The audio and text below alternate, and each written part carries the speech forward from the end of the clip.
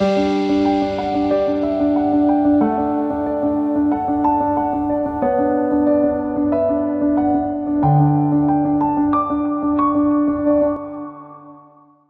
առավոտ, սիրելի հեռուստադիտող։ Մենք այս հաղորդման շրջանակներում փորձում ենք բաց չթողնել հանրային առողջապահական, ընդհանրապես առողջապահության գետ որևէ ոլորտ։ Չենք ուզում անմասն մնալ եւ չենք ուզում, որ դուք անմասն մնաք։ Տվյալները միշտ զենք են։ Պետությունները, պատերազմները հաղթում են, եթե ժամանակին իրազեկվում էին։ Մարդիկ ճիշտ գործարքներ էին կնքում այն ժամանակ, երբ ունեին տվյալներ։ Իսկ առողջապահության մեջ տվյալները ոչ միայն մեզ ապահովագրում են աղետներից, բժշկագիտական արտակարգ իրավիճակներից, այլև իհարկե ընդհանուր առմամբ անհրաժեշտ են ընթացիկ վերլուծությունների համար։ Մենք այսօր առողջապահական տվյալագիտությունից ենք խոսելու, նաև փորձելու ենք հասկանալ, թե որքանով են այդ տվյալները թվային եւ ոչ թվային, փորձելու ենք այդ անցումը հասկանալ մեր հանրապետությունում եւ ինչպես է դա ընդհանրապես կազմակերպվում ու ում կողմից է սա համակարգվում։ Այսօր իմ հյուրն է Այդա Հովհաննիսյանը, ով հանդիսանում է Հիվանդությունների վերահսկման եւ կանխարգելման ազգային կենտրոնի վերլուծության եւ վիճակագրության բաժնի պետ։ Առողջ առավոտ, բժիշկ Հովհաննիսյան։ Առողջ առավոտ, շնորհակալ եմ շատ հրավերի համար եւ շատ շնորհակալ եմ, որ կարեւորում եք մեր դերը հանրային առողջապահության ոլորտում։ Մենք ազնիվ ենք, անկեղծ ենք, շիտակ ենք եւ ամբողջ մի շաբաթ նվիրել ենք ՀՎԿ-ի գործունեությանը եւ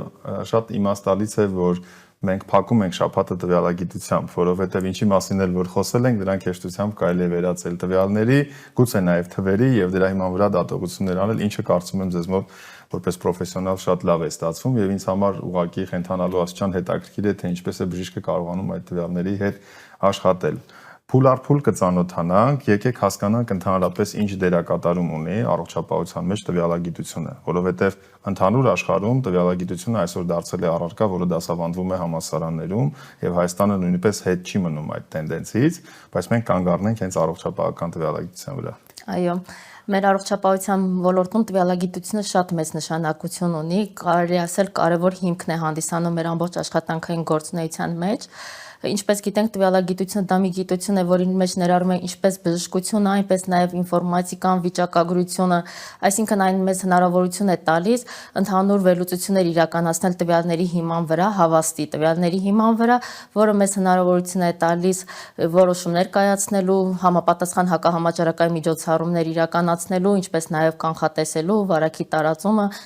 կանխելու նպատակով։ Շատ լավ, մենք տվյալագիտություն ասելով ինչ նկատի ունենք, այսինքն մենք հավաքագրում ենք միայն ընթացիկ տվյալները, թե դրանք արխիվավորված են, թե մենք կարող ենք ռետրոսպեկտիվ հետայացով ինչ-որ վերլուծություններ անել եւ մասնավորապես եկեք կոնկրետ պրակտիկ օրինակներով խոսենք, ինչ է համակարգում ձեր վարչությունը, ինչ հիմնական գործառույթներ ունի եւ ի վերջո դա ինչպես է սպառում մեր հեռուստադիտողը։ Շատ լավ, ինչպես դուք նշեցիք, տվյալագիտությունը ոչ միայն առկա իրավիճակի նկարագրությունը իրականացնելու համար է, այլ նաև մենք կարողանում ենք իրականացնել ռետրոսպեկտիվ հետազոտություններ, հիմնված պատմական մի շարք վիճակագրական տվյալների հիման վրա, բացի դրանից նաև իրականացնում ենք կանխատեսումներ տարբեր մոդելների, տարբեր թվային գործիքների միջոցով, որը մեզ հնարավորություն է տալիս կանխել հնարավոր բռնկումների առաջացումը, հնարավոր վարակի տարածումը մեր կանխատեսումների միջոցով։ Սա վերաբերում է միայն ինֆեկցիոն հիվանդություններին։ Քանի որ մեր կենտրոնը զբաղվում է ոչ միայն վարակիչ հիվանդություններով, նաև ոչ վարակիչ հիվանդություններով, վերաբերվում է վարակիչ հիվանդություններին, ոչ վարակիչ, այդ թվում նաև սննդային քիմիական թունավորումներին։ Իսկ տվյալագիտությունը որպես վիճակագրության կտոր մեր հանրապետությունում ուրիշ ինչ կառույց կա, որ առողջապահական վիճակագրությամբ է զբաղվում։ Առողջապահական վիճակագրությունով նաև զբաղվում է ազգային ինստիտուտը, բայց վարակիչ հիվանդությունների ու որոշ ոչ վարակիչ հիվանդությունների ու թունավորումների համար մենք ավելի խոր ուսումնասիրություն ու հետազոտություն ենք անում, մասնավորապես մեր համար հիմք են հանդիսանում հենց վարակիչ հիվանդության յուրաքանչյուր դեպքը, ի տարբերություն ազգային ինստիտուտի, որտեղ որ ավելի թվային ագրեգացված ցուցակային տարբերակով են դեպքերը, մեզ մոտ մենք անհատական մոտեցում ենք ցուցաբերում յուրաքանչյուր դեպքին, մասնավորապես երբ որ որևէ բուժ հաստատությունում արձանագրվում է որևէ վարակիչ հիվանդություն նախնական ախտորոշումով, մենք դրա մասին հաղորդում ենք ստանում, այդ ամբողջը հրամանով ամրագրված է հստակ ժամերով, որ դեպքում պետք է, որ հիվանդության դեպքում, որ ժամանակահատվածում պետք է մենք դրա մասին հաղորդում ստանանք, որտեղ որ պարունակում են տվյալներ պացիենտի անձնական տվյալներ, ծննդյան թիվ, սեռատարիքային բացակային տվյալներ են պարունակվում եւ մենք փորձում ենք իրականացնել համաճարակաբանական հետազոտություն, որը ուղղված է պարզելու հնարավոր համաճարակաբանական կապերը, աղբյուրը պարզաբանելու համար, որի հիման վրա ստեղծվում են մեզ մոտ բազաների արդյունքում իրականացվում է վերլուծություն, բայց այս բազաները ստեղծելու ինքը ամբողջ շատ երկարատև process է իրենից ներկայացնում, որովհետև մեր տվյալները միայն հավաքագրումը չէ, պետք է այդ տվյալները, այսպես ասած, մաքրենք մեր բազաները, ունենանք հստակ հավաստի տվյալներ, նույն կրկնօրինակի որոնումները մեր համար շատ կարևոր նշանակություն ունի, որովհետև նույն պացիենտի վերաբերյալ մեր հայկական սովորույթին համաձայն մենք կարող ենք ստանալ տեղեկատվություն տարբեր բուժհաստատություններից ու կարողանանք գանք այն եզրահանգման, որ դա մեկ դեպք է համարվում, թե մի քանի դեպք է համարվում եւ այդ ամբողջ բազաները մաքրելուց հետո մենք նոր կարողանում ենք իրականացնել վերլուծություններ եզրակացությունների հստակ հանգելու համար։ Ընդհանրապես ես հիշում եմ, երբ որ մենք խոսում ենք ապացուցողական բժշկությունից եւ կլինիկական համաճարակաբանությունից, մարդիկ շատերը շատ մեր գործընկերներ ցավոք մինչեւ վերջ չեն պատկերացնում ինչ է նշանակում կլինիկական համաճարակաբանությունը եւ համաճարակաբանական հիվանդությունների կլինիկայից էին սկսում խոսել այն պարագայում, երբ որ կլինիկական համաճարակաբանությունը յուրաքանչյուր նոզոլոգիայի, օրինակ սիրելիստատիտող զարկերակային գերճնշումը ունի կլինիկական համաճարակաբանություն, այսինքն զարկերակային գերճնշումով պացիենտների խմբերը ինչ համաճարակաբանական առանձնահատկություն են, դա հիվանդացության ցուցանիշն է, ինչ որ ստանդարտներ են, գործակիցներ են, որոնք հաշվարկվում են։ Առողջապահական տվյալագիտությունը մեզ օգնելու է Հայաստանում կլինիկական համաճարակաբանությունը դարձնել դասավանդման առարկա։ Մենք ունենք այդ բազաները, որ այդ օրինակով արդեն պնդենք, որ ապագա բժիշկները եւս հասկանան, որ սա միայն չմնա որպես համաճարակաբանների բեռ։ Այո, իհարկե, մենք բազմաթիվ դասընթացներ ենք անցկացնում, հենց հիմնված մեր պրակտիկայի վրա առողջապահական տվյալագիտության վերաբերյալ, այդ թվում նաեւ միջազգային դասընթացներ ենք անցկացնում եւ նաեւ ազգային ինստիտուտի շրջանակներում արձինատուրայի ուսանողներին ենք դասավանդում, ինչպես նաև այլ բժշկական սովորող ուսանողներին պատկերացում կազմելու իրական առողջապահական տվյալագիտության ու դրա կարևորության վերաբերյալ։ Արհեստական բանականությունը ձեր կյանք ներխուժել է արդեն։ Փորձում է ներխուժել, մենք հիմա ակտիվ աշխատանքների փուլում ենք ներդնելու այդ համակարգը, բայց իրականում մինչև արհեստական բանականությունը կիրառելը մեզ պետք է ունենանք թվայնացված հստակ տվյալներ, դա մեր առաջին հիմնախնդիրն է, որ կարողանանք ունենանք թվայնացված համաճարակաբանական դիտարկման համակարգ, որը գործադրման փուլում է։ Այս պահին մեր համակարգում ներդրվում ենք հիվանդությունների հսկողության էլեկտրոնային համալիր համակարգը, որը ոչ միայն առողջապահության համակարգի համար է, այլ նաև մյուս շահագրգիռ գերատեսչությունների համար, այդ թվում էկոնոմիկայի նախարարության, սննդամթերքի տեսչական մարմնի, աշխատանքի առողջապահության տեսչական մարմնի, ներքին գործերի նախարարության համար, այսինքն մեկ առողջության շրջանակներում փորձում ենք ստեղծել մեկ համակարգ, որը մեզ հնարավորություն կտա բարձել համաճարակաբանական կապերը միմյանց հետ եւ իրական ժամանակում կանխատեսել հնարավոր առաջացող վարակները ու կանխել։ Այո, եւ սինխրոնացված տվյալների արդյունքում միանգամից շատ արագ առանց ավելորդ սխալ կրկնությունների, սխալ հաղորդումների, մարդկային գործերը մինիմալիզացնելով կունենանք մեկ։ Ես շատ երջանիկ եմ, երբ մենք այս տաղավարում սկսում ենք խոսել մեկ առողջության մասին, որովհետեւ անգամ մեր հեռուստադիտողը արդեն սովորել է, որ մեկ անդադ մեկ առողջություն, նրանք ովքեր չգիտեն ինչ բան է, մեկ առողջությունը մարդու առողջությունն է, կենթանու առողջությունն է, բնության առողջությունն է, այլ կերպ ասած բնապահպանությունն է, դրանց միջև սինխրոն կապն է, ինչը որ կարծում եմ հանրային առողջապահական ամենաթոփ թրենդն է եւ դեմքն է երկրի face-ն է, ինչպես ասում են, հայ, այսինքն եթե մենք ուզում ենք ցույց տալ, թե որքանով ենք մենք առաջադեմ երկիր, պետք չի խոսել եւ ցուցադրական բաներ ասել։ Մարդիկ շատ արագ նայելու են ինչ փոխկապակցվածություն կա այդ թվում տվյալների փոխանակման, տարբեր գերատեսչական մարմինների միջև, ինչպես են եւ տվյալների թվերի լեզվով նրանք մեզ կարող են ապացուցել, որ չէ, սա ցուցադրական է, դուք իրականում այդքան զարգացած չեք։ Գիտեք, ինձ ինչն է ուրախացնում, որ այս տարի մենք տարեվերջին այդ թվում այս նախագծի հեղինակների կողմից իրականացվելու է հայկական առողջապահական միջազգային ցուցահանդես, որը հենց մեծ նպատակ ունի, որ ձեր նման մարդիկ, ովքեր լուր ու այսպես իրենց համար առանձին աշխատանք են անում, եւ այդ աշխատանքը ես նախորդ հաղորդման ժամանակ էլ ասացի, հեռուստադիտողի, այսինքն հանրության կողմից այդքան տեսանելի չէ, այսինքն թե ինչ ծավալի է, այսինքն հրապարակվում է մի թիվ, բայց այդ թիվը ստանալուց առաջ ինչ աշխատանք է արվել, ով է աշխատել, ինչպես է աշխատել, սա մութ է, գուցե կարող ենք ասել դե ինչ էլ պետք էլ չի որ իմանան, բայց աշխարհը փոխվում է։ Մարդիկ դառնում են ավելի գրագետ, մարդիկ դառնում են ավելի հետաքրքրասեր, իրենք ուզում են ավելի պրպտող լինել։ Եվ մենք մեր հանրությանը պետք է դիրքավորենք այդպես։ Մեզ չպիտի հետաքրքրի աշխարհը ինչպես է մտածում։ Մենք փոքր երկիր ենք, պատերազմող երկիր ենք, Աստված տա իհարկե լինի խաղաղություն, մենք աղետներից չապահովագրված երկիր ենք, կարող ենք նայել պարզապես պատմական իրադարձություններին։ Մեզ պետք է որ մենք մի բուռ առողջապահություն կոչվածը լինի շատ ուժեղ։ Եվ մեզ կանխարգելիչ բժշկությունը այդ թվում պետք է որ մեր հասարակությունը լինի գրագետ։ Ում է պետք եթե անհամաչափ լինի, այսինքն մենք սուպեր պրոֆեսիոնալ լինենք, բայց հանրությունը գիտելիքով կաղի։ Ես կարծում եմ որ ճիշտ ճանապարհին ենք։ Այո, իհարկե, ես ուզում եմ նշել, որ մենք դրան շատ մեծ տեղ ենք տալի, դրա համար մեր մասնագետները մշտապես անցնում են տարբեր դասընթացներ, միջազգային դասընթացներ, հենց ուղղված վերլուծության տվյալագիտությանը, այդ թվում կարող եմ նշել Մեդիպիետը, նույնը IDASH-ը, FETP դասընթացները, որոնք որ հնարավորություն են տալի մեր մասնագետներին հստակ պատկերացնել, թե տվյալների հետ ինչպես կարելի է տվյալները կիրառել, ինչպես կարելի է եզրակացություններ կազմել դրանում։ Ու նաև կուզեմ մեր տվյալագիտության մեջ հատուկ նշեմ մեր կորոնավիրուսային օրինակը, մենք համահունչ ենք շարժվում ԱՀԿ-ի բոլոր ուղեցույցներին, նաև միջազգային մի շարք պետությունների փորձը հաշվի առնելով կարող եմ փաստել, որ Հայաստանը հետ չի մնում մյուս երկրներից շատ զարգացած, նույն կորոնավիրուսային հիվանդության դեպքում մենք ընդամենը կարելի է ասել տարվա սկզբից մի 15 օր մեզ պահանջեց, որ մենք կարողանանք ունենանք կայուն թվայնացված համակարգ, Արմեդ համակարգը մեզ օգնեց, որ մենք յուրաքանչյուր դեպք չկորցրեցինք ու կարողացանք հստակ մեր դեպքերի վերլուծության արդյունքում իրականացնել համապատասխան կանխարգելիչ հակամաճարակային միջոցառումները ու ունենք վիճակագրական տվյալներ, որոնք փաստում են մեր միջոցառումների արդյունավետությունը։ Ես ինձ մեկ-մեկ բռնացնում եմ այն մտքերը, որ տարիներ առաջ ասում ենք, դե թվայնացում ինչքան, բայց հիմա մենք բավականին շատ թվայնացված ենք արդեն եւ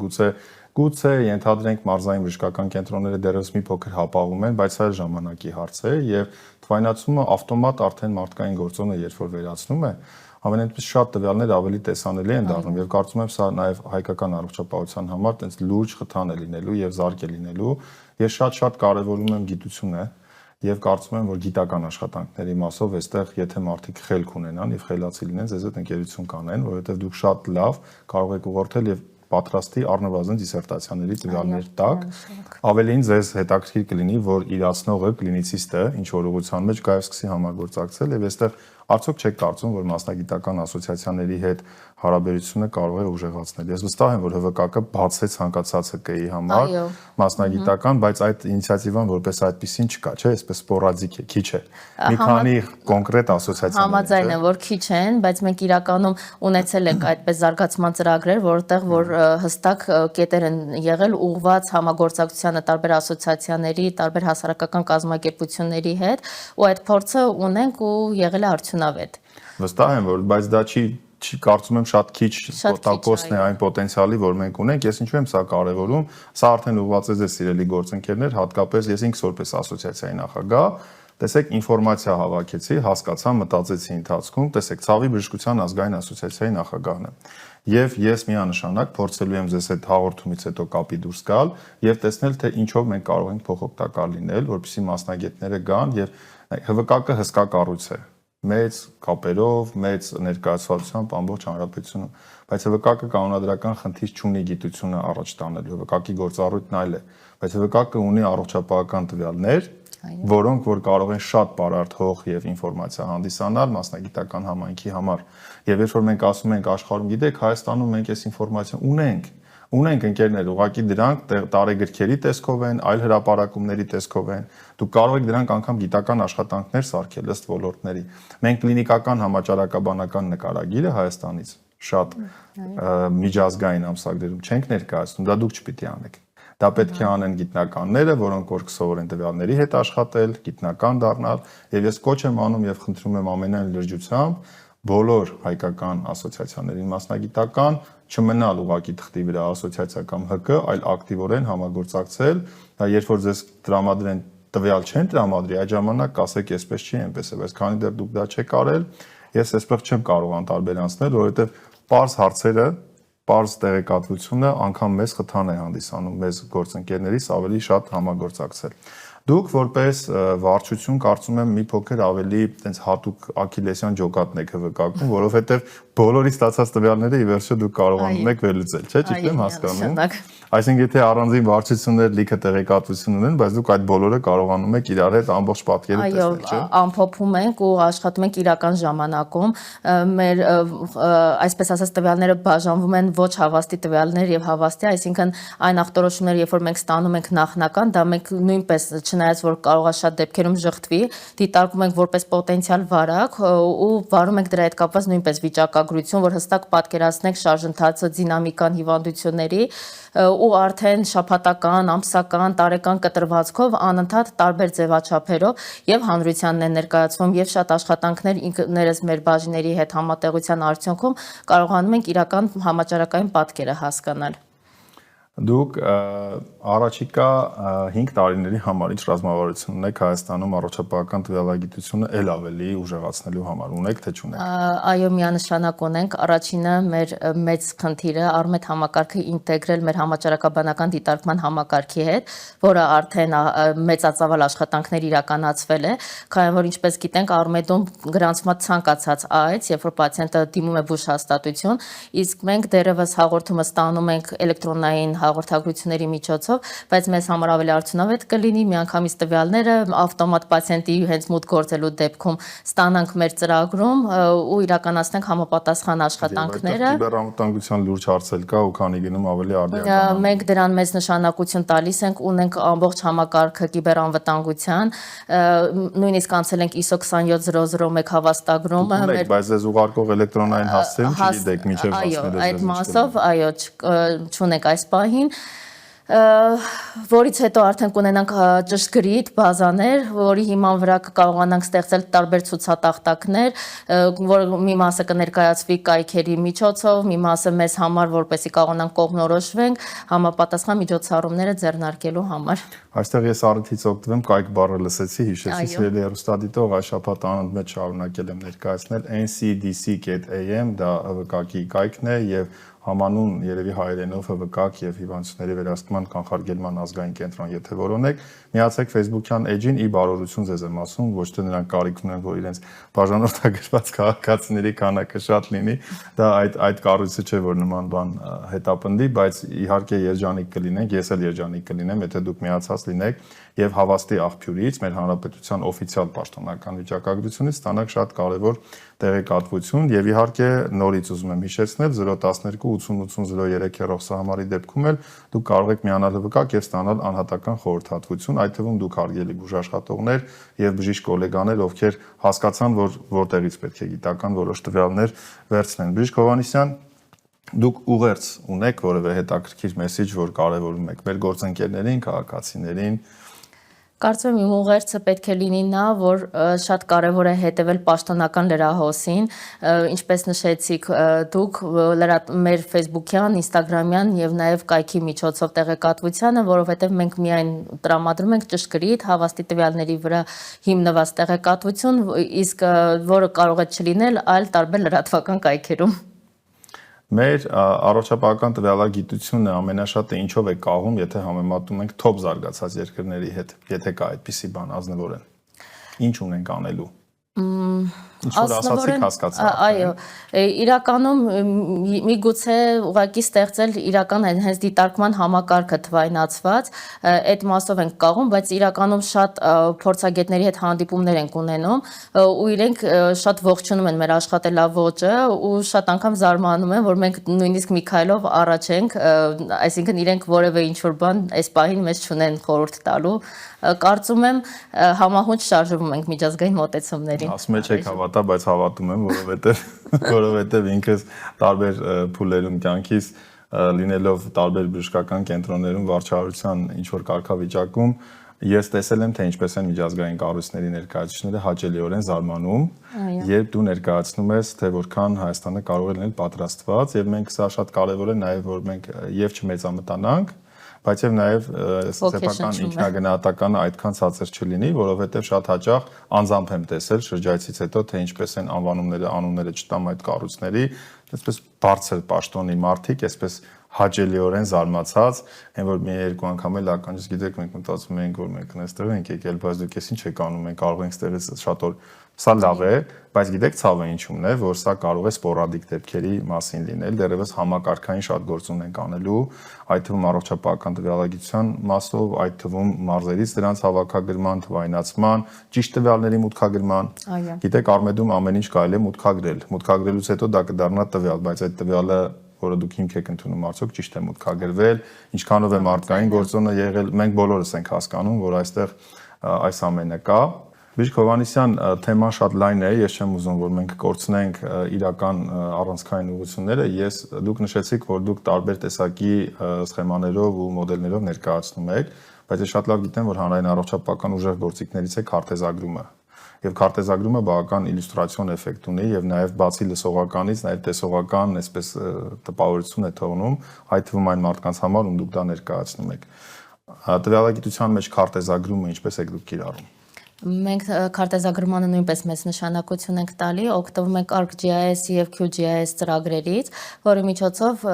քարտեզագրում ենք պատկերացում կազմելու ընդհանուր հիվանդացության տարածվածության վերաբերյալ, ինչպես նաեւ քարտեզագրում իրականացնում ենք բռնկումների ժամանակ, ըստ կոորդինատների պատկերացում կազմելու ընդհանուր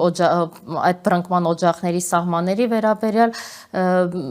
եւ տարածվածությունը բարձելու համար։ Բացի դրանից մենք նաև իրականացնում ենք կանխատեսումներ, փորձում ենք արդեն իրականացնել կանխատեսումներ մաթեմատիկական մոդելավորումների միջոցով արտծրագրավորման կիրառմամբ։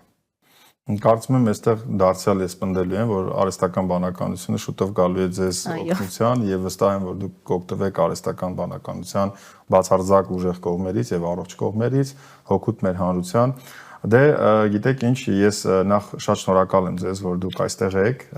կարծում եմ սա հետաքրքիր ուղղություններ եւ վստահ եմ, որ դուք բարբերաբար առիթ ունեցել եք խոսելու, բայց մեր հեռուստատեսությունում եւ մեր տաղավարում առաջին անգամ է, որ մենք արդեն այս ֆորմատով ենք խոսում առողջապահական տվյալագիտությունից, ոչ միայն թվայնացում, արհեստական բանականություն, բարձր տեխնոլոգիաներ, այլ շատ հստակ հասկացանք, թե ինչպես է ինստիտուտը աշխատում, ուղղությունը ինչպես է համակարգը աշխատում եւ վերլուծում տվյալները։ Ես շնորհակալ եմ ձեզ։ Հիշեցնեմ նաեւ սիրելի հեռուստադիտող, որ բժիշկ Աիդա Հովհաննիսյանը այս փուլում մեր ՀՎԿ-ին նվիրված ամբողջ շաբաթվա վերջին հյուրն էր, այսինքն ամփոփում ենք առողջ տվյալների հիմքով, մաթեմատիկական հստակ ցուցանիշներով եւ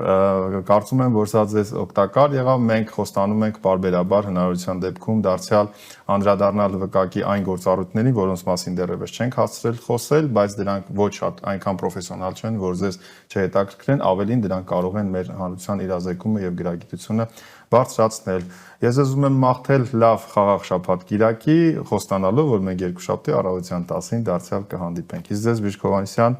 եւս մեկ անգամ շնորհակալություն ձեր բոլոր աշխատակիցներին, շնորհակալություն ՀՎԿ-ի ամբողջ թիմին, ջերմ ողջույններս հարգելի գոլեգաներ, վստահ եղեք, որ մենք ձեր աշխատանքը գնահատում ենք եւ ամեն ինչ անելու ենք, որ մեր հանրությունը ձեզ ճանաչի եւ ավելի շատ գնահատի։ Բոլորս առողջ լինենք, կհանդիպենք։